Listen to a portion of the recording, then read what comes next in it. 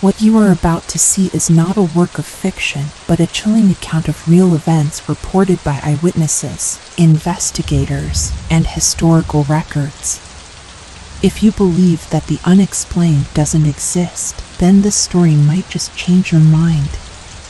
It is often said that the most surprising events can occur where we least expect them. The Patel family haunting is a vivid example of this idea. What started as a typical, everyday life in a quiet New Jersey neighborhood suddenly took a turn that left friends talking in hushed tones and local paranormal investigators scratching their heads. This narrative, based on the Patel family's own journals, community reports, and notes from investigators, reveals how the normal and the unexplainable sometimes collide under one roof. It is not a piece of fiction or an attempt to spook you just for the sake of a scary story. Instead, it documents real events that took place in the early 2010s, inside a home that appeared no different from any other on its street. Yet behind its neat exterior, the Patel family witnessed sudden disturbances, strange noises, and other puzzling occurrences that not even the most practical explanations could fully cover. To this day, residents mention the family's experiences whenever tales of ghostly happenings arise in local discussions or at paranormal gatherings, pointing to the Patel house as an instance of how the boundary between the seen and the unseen can blur when we least anticipate it. The Patel home, located in a leafy suburb of New Jersey, did not stand out among the other houses. It was a typical single-family structure, painted a light cream color, with a small front lawn that Mr. and Mrs. Patel kept neatly trimmed. A short walkway led to a modest porch, where the family sometimes relaxed during mild summer evenings, listening to the distant hum of cars and chatting about their day. The yard was tidy, and a few potted plants, Mrs. Patel's favorite geraniums, added a bright touch of color during the warmer months. Neighbors described the Patels as polite, friendly, and unassuming. Mr. Patel worked as an accountant at a local business, known for his patient approach when neighbors asked him to help organize charitable fundraisers. Mrs. Patel was often seen helping at the local community center, volunteering to arrange after-school programs. Their teenage daughter was a diligent student who participated in the school choir, and their younger son was a lively child who enjoyed skateboarding in front of the house and playing tag with friends after school. If you walked by during the day, you would see a scene that could have come straight out of any suburban family's life: a father coming home from work, a mother preparing dinner, kids doing homework or playing outside, and a family dog barking happily in the backyard. Everything seemed completely normal, at least for a while. Things began to shift in the subtlest ways. It started with small, nearly negligible incidents. At night, soft thumps or faint rattling sounds could be heard in the living room, as though something was lightly knocking against the wall. Occasionally, a door would creak open on its own, but the family dismissed it as a draft. Mrs. Patel, who was easily awakened by even the smallest noises, noted in a personal journal that she sometimes heard what sounded like someone gently clicking a light switch on and off in another room. Mr. Patel, wanting to keep the atmosphere calm, suggested that these occurrences were simply the house settling, or maybe the heating system making strange noises. Their teenage daughter reported hearing muffled chatter one night, as if two people were having a distant conversation somewhere in the house. She brushed it off, believing it must be the television or an echo from next door. Their younger son, always curious, asked his dad if houses ever talked, because he had woken up once or twice to soft scraping sounds coming from the hallway. Mr. Patel patted him on the head and reassured him it was likely the pipes. For a time, the family wrote these incidents off as normal quirks of any home, especially one that had been standing for a few decades. However, as the weeks rolled on, the disturbances became harder to shrug away. One evening, while Mrs. Patel was preparing dinner and the kids were watching TV, a loud thud echoed from the upstairs hallway. It sounded as though someone had dropped a bowling ball on the floor. Everyone rushed upstairs, worried that a shelf or some heavy object had fallen, but they found nothing out of place. The kids' rooms were in perfect order. No furniture had toppled over, no items lay scattered.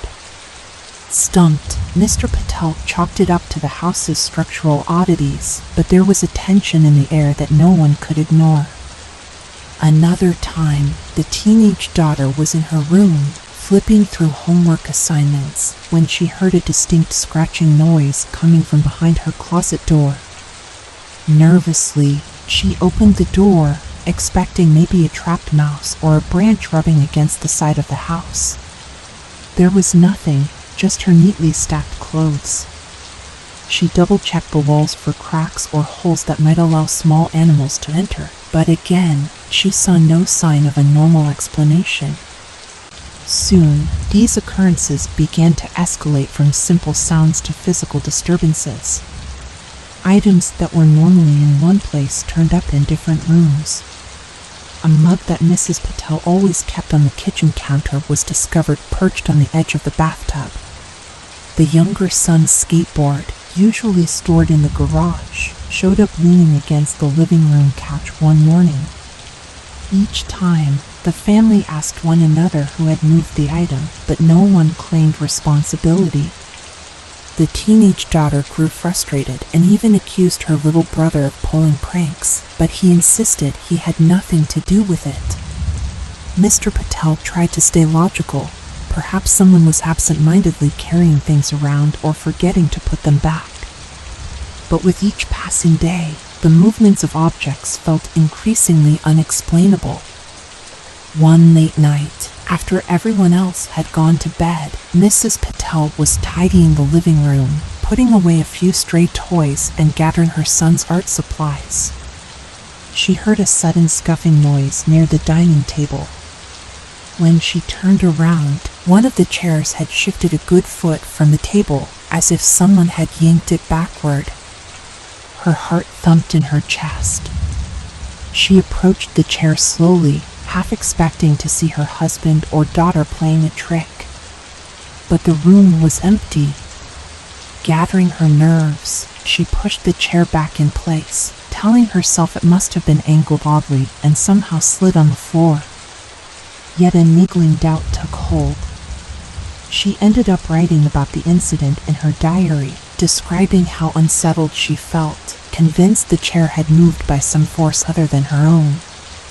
That night, she barely slept, her mind churning over how these odd happenings had suddenly become part of their everyday life. Word of such strange events began to leak out.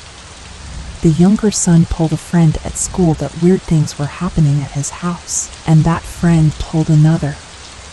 Before long, a small ripple of rumor moved through the neighborhood. The Patel's house might be haunted. Neighbors started asking in polite but guarded tones if everything was all right. Some offered to help check the house for drafts or to recommend a good contractor who could look at the wiring or the plumbing. Mr. Patel accepted a few offers, more out of a desire to calm everyone's nerves than because he genuinely believed anything was wrong with the house's infrastructure. Contractors found nothing strange, no major leaks, no wiring issues, no signs of rodents. The quiet, puzzling events continued unabated. At a neighborhood gathering, Mrs. Patel confided in a close friend about the unexplained occurrences. The friend hesitated, then shared that she had once called in a small paranormal group to investigate odd happenings at her aunt's house. She suggested that maybe such investigators could shed some light on the situation, even if the result was a perfectly normal explanation. Mrs. Patel was torn. On one hand, she disliked the idea of fueling the gossip or drawing attention to her family's private life. On the other, part of her wanted answers, or at least some validation that she wasn't imagining these incidents. She discussed the idea with Mr. Patel, who remained skeptical but agreed that if it helped calm their fears, it might be worth a try. After more strange sounds and moving objects disrupted their peace, the Patels finally decided to let a local investigative team visit. On the evening the investigators arrived, the atmosphere in the Patel home was tense but also tinged with relief. The group consisted of 3 people: an older gentleman with years of experience in local hauntings, a younger woman who specialized in audio recordings, and another individual who focused on analyzing electromagnetic fields, EMF. They set up equipment in the main living areas and the upstairs hallway, where the loudest bang had happened. The investigators assured the family that they were simply collecting data, temperature readings, sound recordings, and EMF levels. They asked the Patels to relax and go about their usual routine as much as possible, though it was hard to act normal with so many gadgets around. That first night of investigation was quiet until about 10:30 p.m., when the teenage daughter suddenly felt a strong chill on her right arm while she was in the living room. The investigators trained a temperature gauge on the spot she indicated. They noticed a drop of nearly 10 degrees in that localized area. The father watched the readout himself, shaking his head as the numbers dropped and then gradually climbed back. A few minutes later, a faint tapping noise started in the corner of the room. The older gentleman asked, in a calm voice, "Is someone here with us?" To the family's astonishment, 3 soft taps echoed in reply, as if in direct response. The mother and children exchanged startled looks. The investigators marked the moment, noting the time. They captured the knocks on audio. When they replayed the recording, the taps were clear, yet there was no obvious source. Around midnight, the younger son was dozing off on the couch, lulled by the quiet hum of the equipment, when a sudden clang erupted from the kitchen. Everyone jumped up and rushed to see what had happened. They found a metal pot on the floor, several feet away from the stove. Mrs. Patel was certain she had left that pot inside a cabinet. No one had gone into the kitchen for at least an hour. The investigators took pictures and tested for any irregularities in temperature or EMF, but they found no immediate cause for how the pot might have flown out of its place. The group concluded their session around 2 a.m., promising to review their recordings and come back with any findings. While they couldn't definitively say the house was haunted, they noted that the evidence, a sudden cold spot, responding knocks, and a mysteriously moved object, was intriguing. Over the next few days, tension at the Patel home only grew. The investigators sent a preliminary report indicating that they'd captured knocks on their audio equipment in moments that seemed to follow direct questions. One file had a barely audible whisper, though they couldn't decipher any words. They wanted to return for a second night, hoping to collect even more data. News of these findings spread, leading a local newspaper to run a short article about possible poltergeist activity in a suburban home. This made the Patel family uncomfortable. Mr. Patel worried about how people at his workplace might react. The children, especially the teenage daughter, felt embarrassed at school, where some classmates teased them about ghosts. Despite the awkwardness, the Patels recognized that the investigators were the only ones giving them any sense of direction. Reluctantly, they agreed to another visit. The second night brought fresh disturbances. Around 11 p.m., the entire family was gathered in the living room with the investigators when the overhead light flickered twice. Simultaneously, a cold draft swept across the room. The investigators measured a sudden drop of about 8 degrees, confirming what several people felt on their skin. Then, the teenage daughter spoke in a low voice, addressing whatever might be present. "If there's someone here, can you knock once?" Moments later, a single, sharp knock sounded from the wall nearest the window. Everyone froze. The daughter asked again, "Can you do that again, please?" Another solitary knock echoed. The investigators stared in amazement, capturing it all on audio. The father, who had been the biggest skeptic in the family, looked visibly shaken. He admitted he couldn't explain what they had just witnessed. Not every night was filled with activity. There were stretches of calm, lasting sometimes 3 or 4 days. But inevitably, something would happen. A toy would move from one room to another, lights would dim for no reason, or someone would hear a whisper in an empty hallway. The younger son mentioned hearing his name spoken softly when he was brushing his teeth, causing him to drop his toothbrush in alarm. Mrs. Patel became increasingly anxious, sleeping fitfully and jumping at any unexpected noise. She found herself checking windows and doors multiple times before bed, worried that an intruder might be behind these events. Yet there was never any sign of forced entry or human mischief. Amid all this chaos, neighbors began to gather outside more frequently, hoping to spot something unusual. Some were kind, expressing concern for the family and offering help in practical ways, like cooking meals or watching the children after school to give the parents a break. Others approached the situation as a spectacle, bringing cameras or cell phones, hoping to capture a ghost sighting. The Patels grew weary of the attention. They valued their privacy and didn't want crowds on their lawn, but they also felt trapped in a situation they couldn't control. Mr. Patel put up a polite sign near the front walkway, asking passers-by to respect their privacy and refrain from trespassing. When the investigators returned for a more thorough session, they brought advanced equipment, infrared cameras, motion sensors, and more sensitive audio devices. Over the course of 2 nights, they recorded multiple knocks, a few whispered sounds that seemed to form part of a word, and several instances of objects being moved. In one particularly unnerving moment, the teenage daughter set her phone on the coffee table, only to watch it slide 6 inches across the surface without anyone touching it. Everyone stood in stunned silence as they tried to find a draft or an uneven table leg. Nothing accounted for that movement. The investigators later replayed their footage, which showed the phone shifting by itself in a smooth, slow motion. Meanwhile, tension within the family was high. The younger son had trouble sleeping alone, complaining of nightmares in which shadowy figures stood in the corners of his room. The teenage daughter found herself jumpy even during daylight, startled by ordinary creaks and squeaks that might simply be part of the house's normal operation.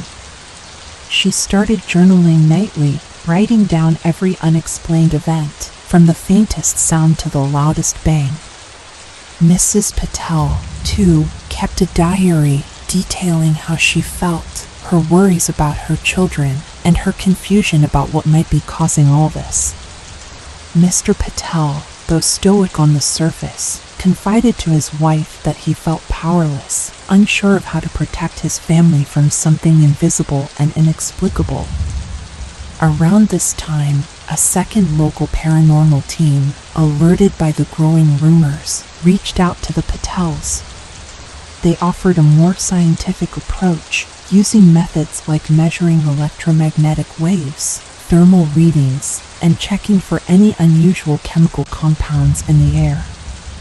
Mr. Patel, who had always leaned on logical solutions, was hesitant but eventually agreed, hoping that science might offer a rational explanation. After analyzing every corner of the house and running a thorough check, the team reported that while they found some spikes in EMF, electromagnetic field, levels in certain areas, these readings did not by themselves confirm a haunting. They also noted random temperature drops, but could not tie them to a malfunction in the heating or cooling systems. Their final comment was that the house displayed characteristics consistent with unexplained phenomena, yet they couldn't claim the definitive cause. It was the same conclusion the first group of investigators had reached, leaving the family in the same uncertain state. As months passed, the Patels tried to adapt. Life had to go on. The children attended school, Mr. Patel went to work, and Mrs. Patel managed household tasks and her volunteer activities. But the shadow of the unexplained followed them everywhere. Neighbors would whisper about nighttime lights flickering in the Patel windows. A few even claimed to see curtains moving when nobody was home, or hear faint voices when they walked by with their dogs. The attention was overwhelming. The family considered whether they should move, but they worried about finances and felt uncertain about whether selling the house would even be possible once people learned about its reputation. Besides, the teenage daughter didn't want to leave her friends, and the younger son didn't want to lose his familiar surroundings. One evening, the family decided to invite a close group of friends over.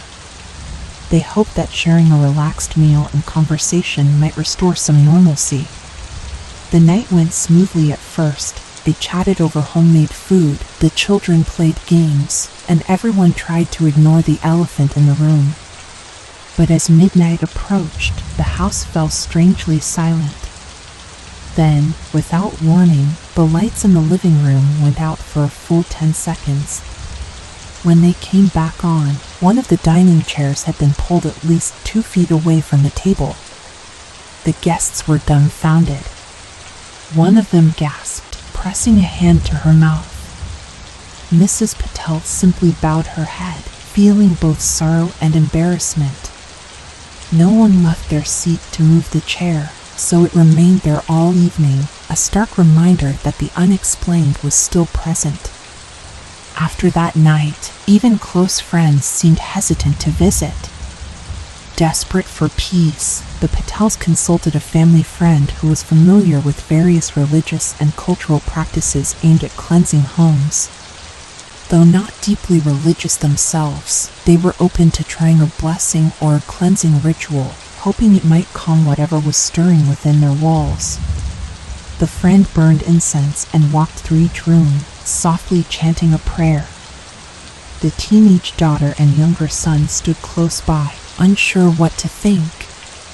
Mr. and Mrs. Patel watched intently, seeking any change in the house's atmosphere.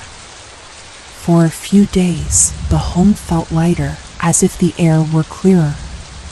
But soon, subtle noises resumed at night, and objects continued to appear in unexpected places.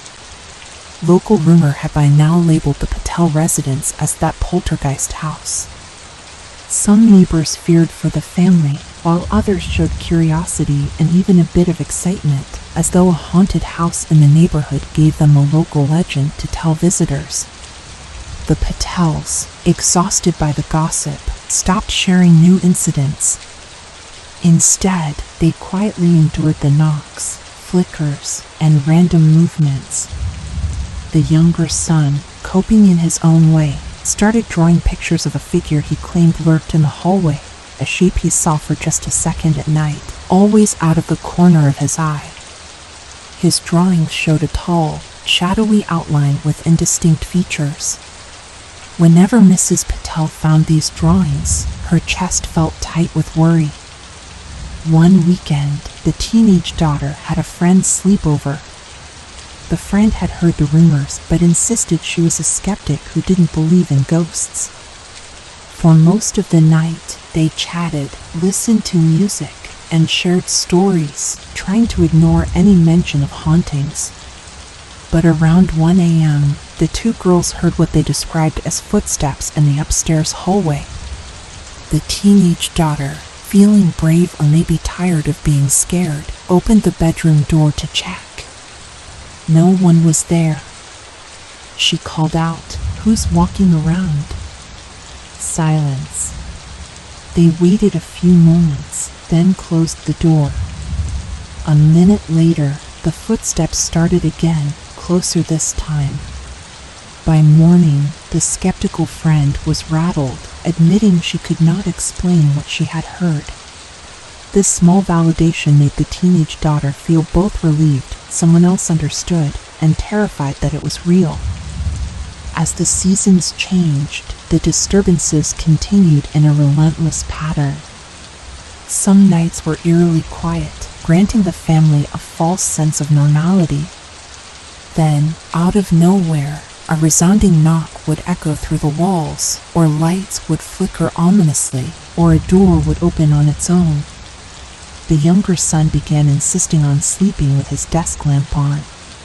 Mrs. Patel sometimes joined him, gently stroking his hair while he drifted off, remembering how once upon a time they had lived in a house where bedtime was calm and safe. Now, bedtime felt like stepping into a tense unknown. All this time, Mr. Patel kept careful notes in a small spiral-bound notebook.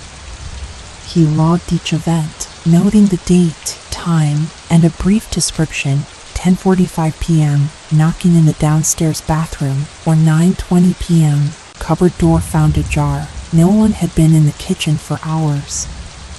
He used a cool, neutral tone, as though he was documenting an experiment. Mrs. Patel, by contrast, wrote in a personal journal about her emotional reactions. She described fear, frustration, and a growing sense that the house was being intruded upon by something neither living nor dead in the traditional sense. The teenage daughter also wrote in a private notebook, capturing her mix of anxiety and fascination.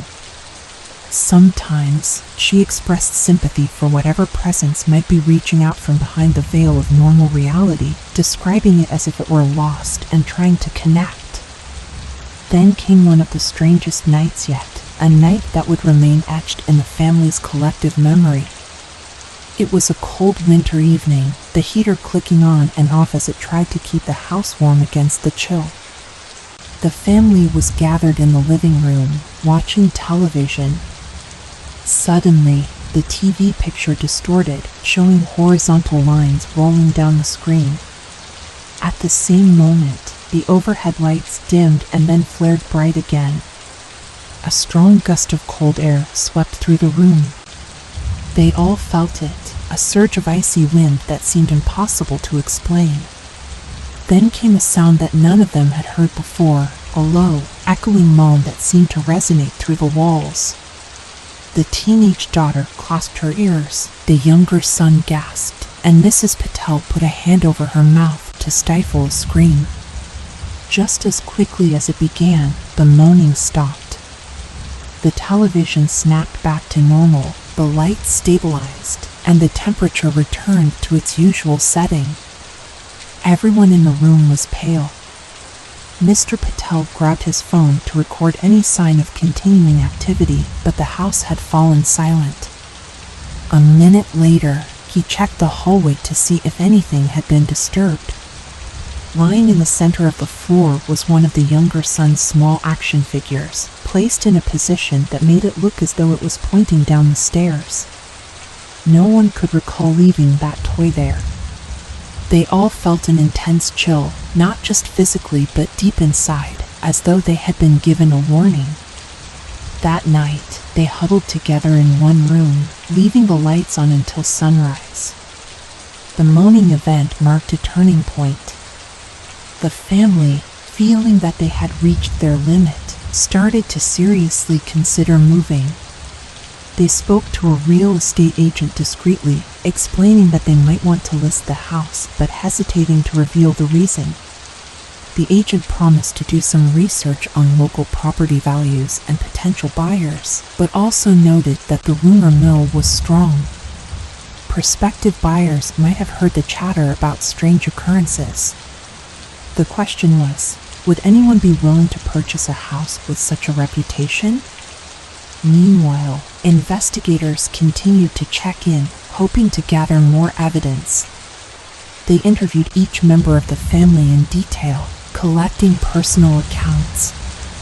They also tried different methods, like staging trigger objects to see if the presence would move them. One evening, they placed a small bell on a side table, positioning a camera on it. For hours, nothing happened. But just as they were about to pack up, the bell rang once. They checked the footage and saw no hand or string that could have moved it. The investigators were stunned. They left the Patel home that night convinced they were dealing with a force that was either playful or determined to show it was there. Within the Patel family, opinions differed on what exactly was happening.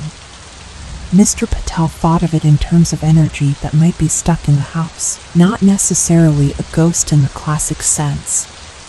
Mrs. Patel often felt an unshakable sadness around certain parts of the house, particularly near the hallway closet where coats were hung. She confessed to her friend that she sometimes sensed a presence standing behind her when she reached for a jacket. The teenage daughter theorized that maybe the land had a history that no one knew about, while the younger son clung to the belief that some lost spirit was trying to reach out. They all agreed on one thing: the presence, while startling, had never directly harmed them. It seemed more like it was announcing itself, trying to be noticed. Yet fear still weighed heavily on their minds, because they didn't know if that could change. In search of any historical clue, Mrs. Patel visited the local library and the county records office.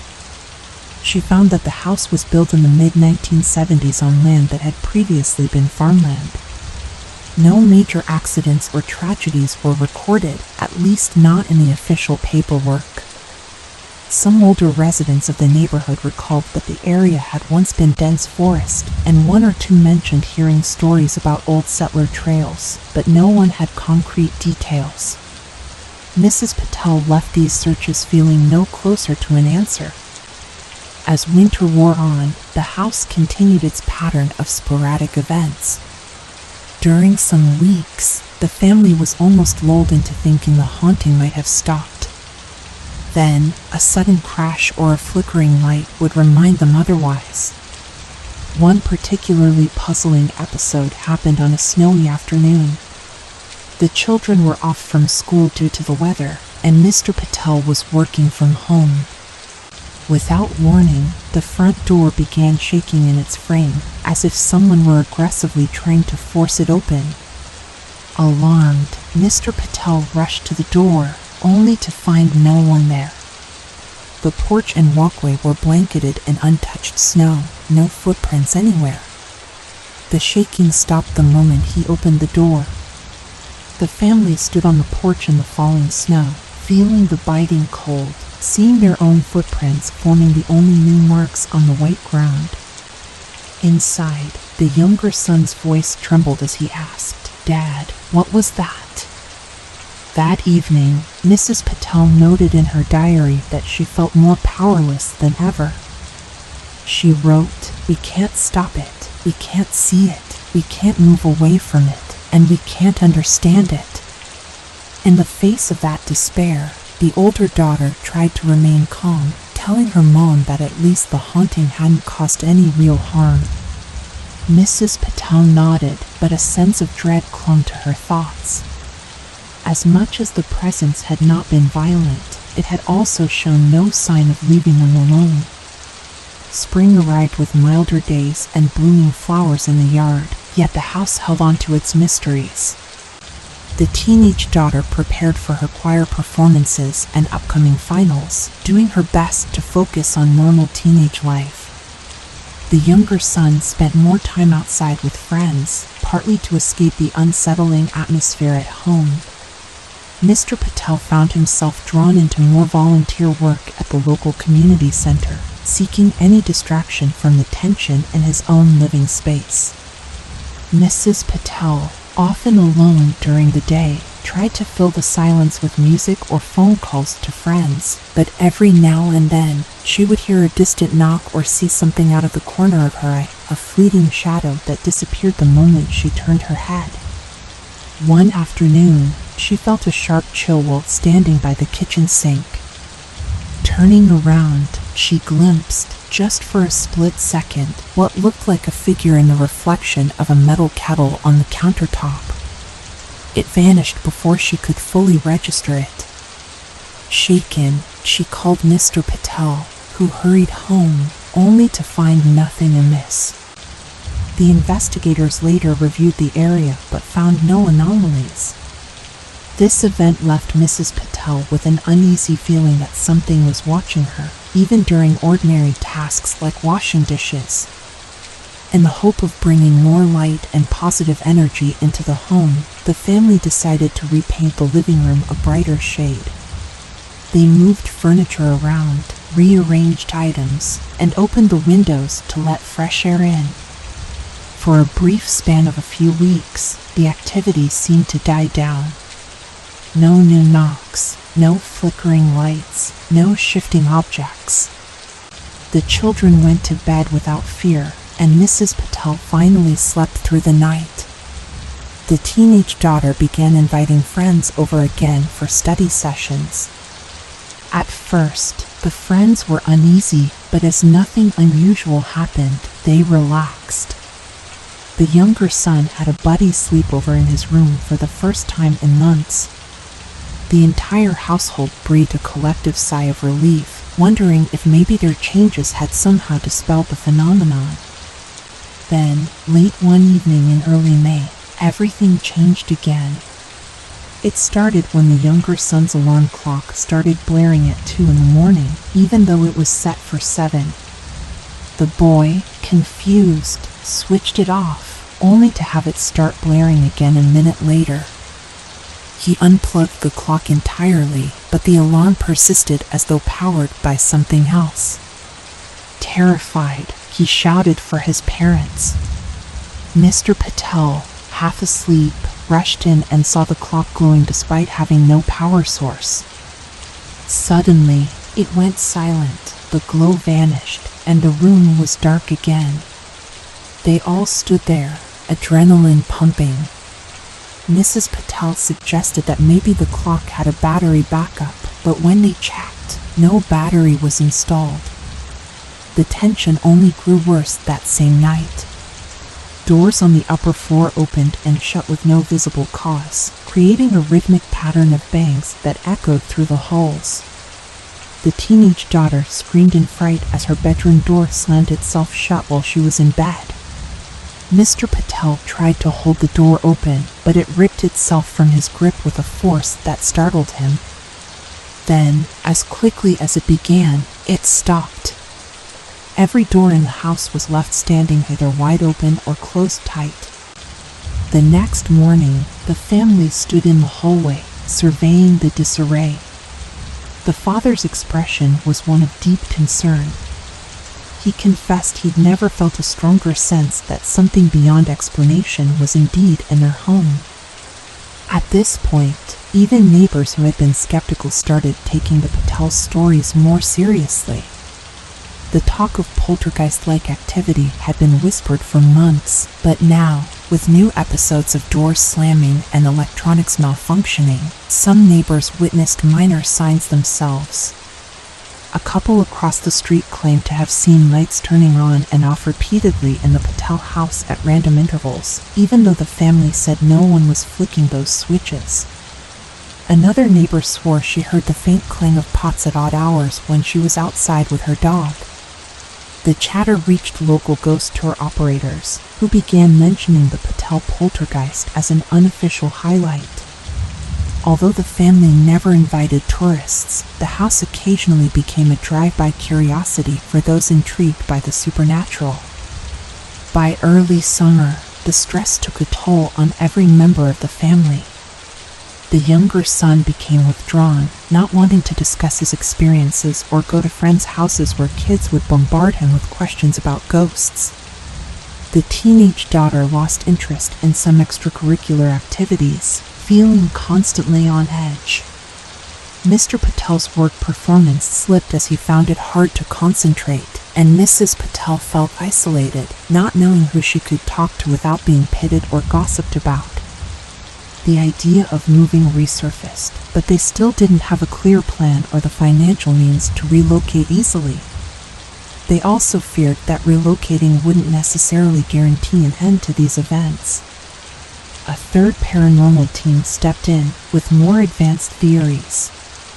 They suggested that the presence might be feeding off the family's stress, a common theme in poltergeist cases where emotional tension in a household can coincide with intensified activity. They urged the Patels to practice relaxation techniques, try to maintain positive moods, and reduce any arguments or worries that might fuel the situation. Though skeptical, the family tried. They set aside time each day for quiet reading, tried gentle yoga exercises, and worked on open communication to ease the emotional strain. For a short while, the knocking and flickering seemed to lessen, hinting that maybe stress reduction did play a role. Yet, a couple of weeks later, a series of knocks escalated into loud pounding, one of the noisiest episodes yet. It started late at night in the living room wall, then spread to the kitchen and even the upstairs hallway, as if multiple unseen hands were banging all around the house. Mr. Patel carefully checked the exterior walls, worried about a possible break-in, but found no footprints or damage. The pounding lasted for nearly 10 minutes, a painfully long stretch during which the entire family huddled together, hearts racing. By the time it stopped, they were left trembling, each of them wondering how much more of this they could endure. One day, the teenage daughter discovered that an old family heirloom, a small framed picture of her grandparents, had been moved from the mantel in the living room to the front doorstep. The picture stood there upright, facing the door as though placed with intention.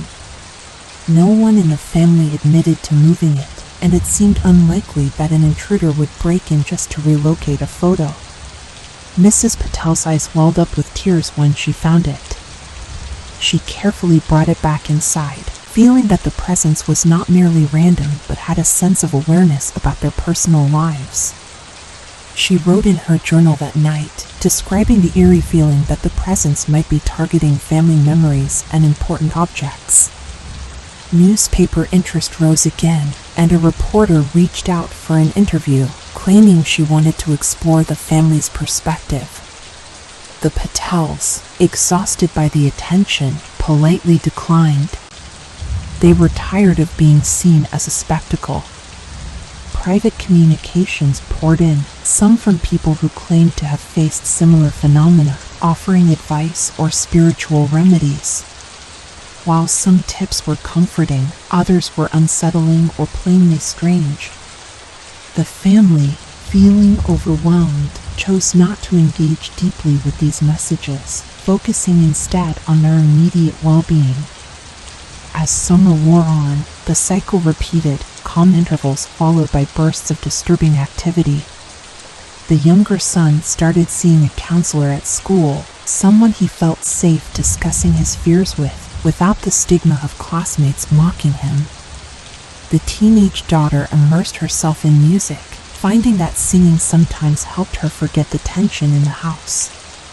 Mr. and Mrs. Patel considered a weekend getaway, hoping a short break might rejuvenate them. They arranged for the children to stay with relatives while they took a trip up to a lakeside cabin for 3 days. During this time, the house stayed empty. When they returned, they found the living room lamp knocked over and a decorative vase broken on the floor. None of the neighbors had seen anyone enter or leave. It was yet another reminder that the unexplained events continued in their absence. Despite all these troubles, something curious began to happen toward the end of the summer. The phenomenon, though still present, seemed to grow more sporadic and weaker. The knocks weren't as frequent or as loud, and objects rarely moved. The lights still flickered now and then, but less dramatically. The family was cautious, remembering how earlier lulls ended abruptly, but day after day passed without a major incident. By early autumn, weeks began to roll by with only minimal disturbances, perhaps a faint sound in the hallway or a slight chill near a window. Nothing close to the intense episodes of the previous months. The teenage daughter found a renewed sense of normalcy, concentrating on her upcoming school activities. The younger son slept better, no longer demanding a lamp on all night. Mr. Patel cautiously considered that the phenomenon might be fizzling out, perhaps having run its course. Mrs. Patel, too, felt the house was lighter, though she remained ever watchful. She continued her habit of journaling, but her entries contained more day-to-day reflections and fewer accounts of strange happenings. By the time winter approached again, the family realized they had experienced several consecutive months of relative peace. On occasion, they still heard an unexplained creak or found an item slightly out of place, but it no longer felt intense or threatening. Visitors stopped by without witnessing anything alarming, and some neighbors even questioned whether the entire haunting had been overblown. The Patels, however, knew the truth was more complicated. In the following year, life settled into a normal pace. The children advanced in school, Mr. Patel took on a new project at work, and Mrs. Patel resumed her volunteer activities with renewed energy. They decided not to move, especially since the worst episodes seemed behind them. While no official explanation had ever been found for the disturbances, the family felt deep relief at this calm period. They occasionally spoke about the haunting among themselves, recalling nights of terror and confusion, the fear of being ridiculed, and the challenge of defending their experiences to skeptics. Investigators checked in sporadically, requesting updates, but the Patels had little to report. A handful of them reviewed the evidence from the earlier months, audio recordings of knocks, temperature fluctuations, videos of objects moving, but with the current lack of activity, there was little more to collect. Some in the paranormal community concluded that the case might have been a classic poltergeist that eventually lost strength. Others suspected changes in the family's emotional environment or personal routines had caused the disturbances to fade. Still others claimed it was never fully understood and might return under specific conditions. The Patels, though appreciative of the investigators' interest, were just glad to have quiet nights and ordinary days again. Local lore did not forget the Patel family haunting. Even years later, whispers persisted around the neighborhood. "Remember when the Patel house was full of scary sounds?" or "I heard they had poltergeists in there." The Patel children, now older, seldom discussed it openly. The younger son sometimes joked with close friends that he had grown up in a haunted house, but the laughter would fade if someone pressed for details. The teenage daughter, as she moved toward adulthood, wrote an essay about the experience for a creative writing class, focusing on how the events tested her courage and deepened her empathy for mysteries beyond human understanding. Mr. and Mrs. Patel, for their part, held on to their notebooks and diaries, not wishing to discard the memories of what they had lived through. Sometimes, on a rare quiet night, Mrs. Patel would glance at an old entry describing an unnerving episode, a door slamming on its own or a pot flying off the stove, and a shiver would pass through her. She would then look around the living room, seeing nothing but the warm glow of a lamp and the simple comfort of a home at peace. She might crack a small smile, remembering the turmoil they had endured and how, somehow, they stayed together as a family through all of it. In retrospect, many unanswered questions remained. No one could definitively say why the haunting started, why it peaked with such force, or why it eventually tapered off. The local historical records never revealed any hidden tragedy on that land or in the immediate area. Even so, the Patel family came to understand that not every event in this world fits neatly into a known category. They learned, as the months of strangeness dragged on, that resilience comes in acknowledging what can't be fully explained and choosing to face it together. Years later, if you stroll by the Patel home, you'll see a neat lawn, cheerful flower beds, and a freshly painted front door. You might spot a porch light glowing in the early evening, or hear the sound of laughter inside if the family is celebrating a birthday or holiday. Everything about the scene would seem completely normal. You'd have no reason to guess that, at one time, this very house was said to be the site of unexplained noises, flickering lights, and objects moving of their own accord. Yet if you asked the Patels, they would tell you, in honest and measured words, that every word of their experience was real, that for a stretch of time, their home teetered between the familiar and the extraordinary. And though the presence eventually faded, the memory of it never disappeared from their hearts. Even now, people sometimes inquire, do you still hear strange knocks at night, or find the lights flickering for no reason? The family's response is simple: it's been quiet for a while. That is the true story of the Patel Family Haunting, a record of mysterious events that unfolded in the 2010s in a suburban New Jersey home.